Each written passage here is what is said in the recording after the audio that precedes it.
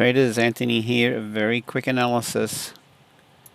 Okay, we've got this balance area, bearish order block. Mark it up. 4H. We have this thin candle here. Nothing left and right of it. Imbalance. Mark it up. 4H.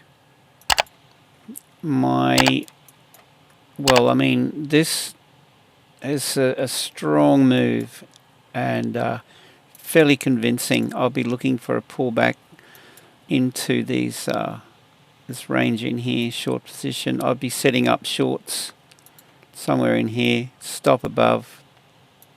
Go for broke with your risk reward. I always take 2/3 of my position off at 1-to-1 risk reward, but I'll go to town with the remaining position that's running.